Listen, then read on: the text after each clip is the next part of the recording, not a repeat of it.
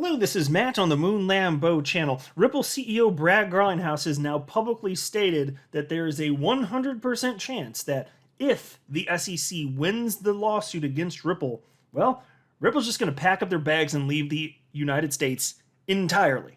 100%. Now, this is interesting, I guess not completely surprising. It would be a terrible ending to this story. We've speculated about what it might mean if the SEC actually wins this thing. And so I put some ideas forth because, look, Brad Garlinghouse is even cited if there are scenarios where it made sense, even Ripple would consider utilizing a cryptocurrency other than XRP in on-demand liquidity. Now, right now, today, XRP is the only cryptocurrency that has been programmed to work with on-demand liquidity, but you can plug in whatever asset you want. It's just that it makes sense to utilize XRP, well, certainly for Ripple because they have large bags of it, obviously. But on top of that, it is the best cryptocurrency on the entire damn planet for payments and one of the most liquid cryptocurrencies out there as well. It's been top 10 in terms of market cap for the entirety of its existence. And so I've put forth the idea that, it's just speculation that if Ripple lost, and I still don't think they're going to lose, but if they did, I said, well, maybe they really do just plug in a different cryptocurrency for any corridor that touches an end of the United States, and then the rest of the world can just utilize XRP. Because XRP adoption via on-demand liquidity has been through the roof over the last 12 months. Just through the roof. Anywhere where we're not seeing this nonsense crap from the SEC, XRP is actually being adopted. Which is neat to see.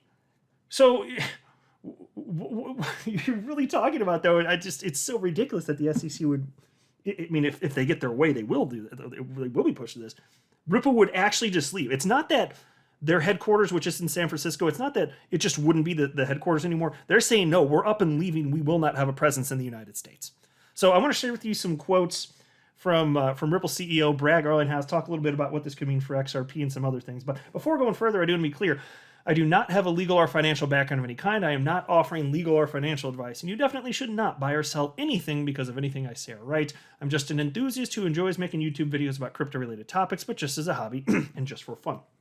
So this latest story comes from the Daily Hodl. This piece is titled, Ripple CEO Brad Garlinghouse says company will leave United States if SEC wins lawsuit. Ripple chief Brad Garlinghouse reportedly says that the firm will leave the country if the U.S. Securities and Exchange Commission wins its lawsuit against them. According to a new report from Axios, Garlinghouse says that the company will cease to operate in the United States if they lose the lawsuit that the SEC filed against the firm in late 2020 for allegedly issuing XRP as an unregistered security. Says Garlinghouse, quote, it's not that we could, we will, end quote.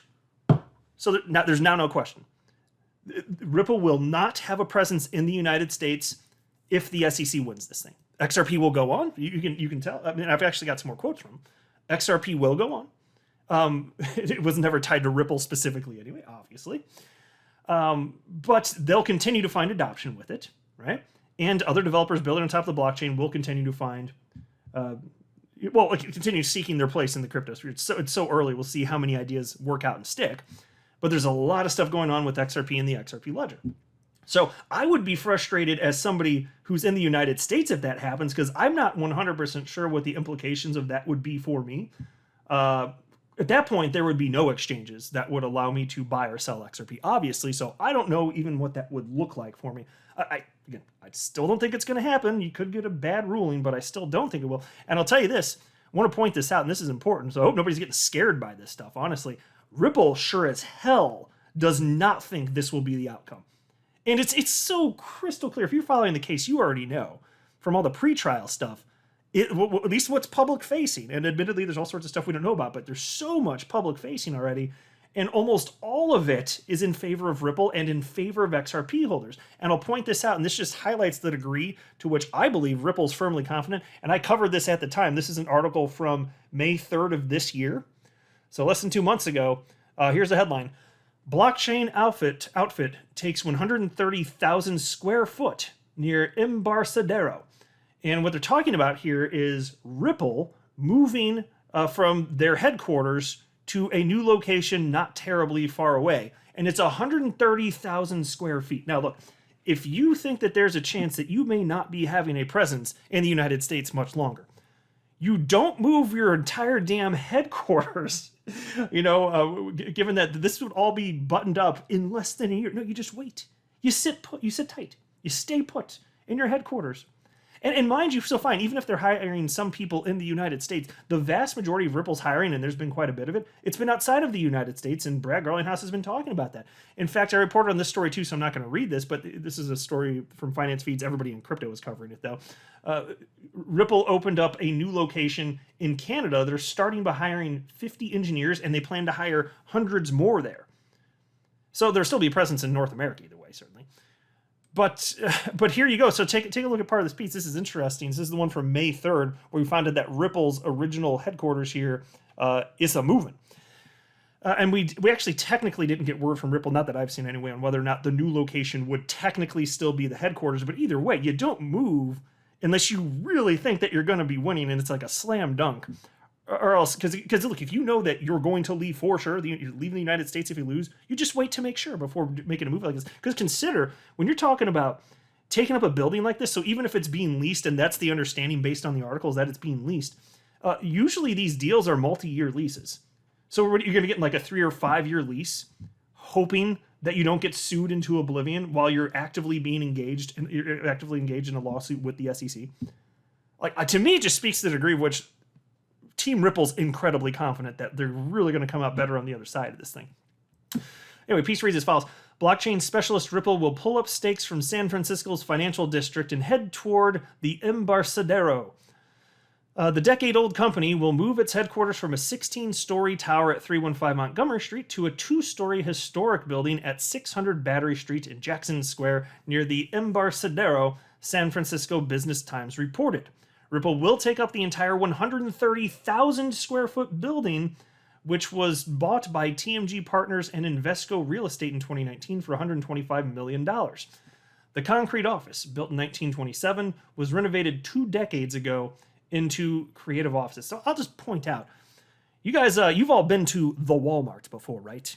You're aware of people of Walmart, correct? Yes. Well, the typical Walmart is somewhere in the neighborhood of like 80,000 square feet. So in terms of size, you can get a feel for how big a Walmart is if you've been in the Walmart, in which case, I'm sorry for you. I'm sorry for me anytime I've ever had to go in there. It's an interesting experience, though. We'll just say that. This is living life, right? But it's basically equivalent to about 1.5 Walmarts. That's where Ripple just moved. That's gigantic. That's what I'm saying. You don't just do that unless you're confident that you're not going to be going away. So, but anyway, going back to the first article, reads as follows. The CEO reportedly said that should the San Francisco-based company leave the United States, it would more or less do what it's already been doing since the lawsuit began. And here's a quote from Brad Garlinghouse. If you think about how the world is operating right now, it's as if the case has been lost other than a few other exceptions. So if Ripple loses the case, does anything change? End quote. Yeah, pretty much no. And XRP is doing well in terms of real world adoption, despite all of this. That's why I'm saying, if you're worried about the long-term viability of XRP, I mean, it'd suck to be a holder in the United States if this happens. But in terms of long-term viability, I don't think that really is impacting it a whole lot.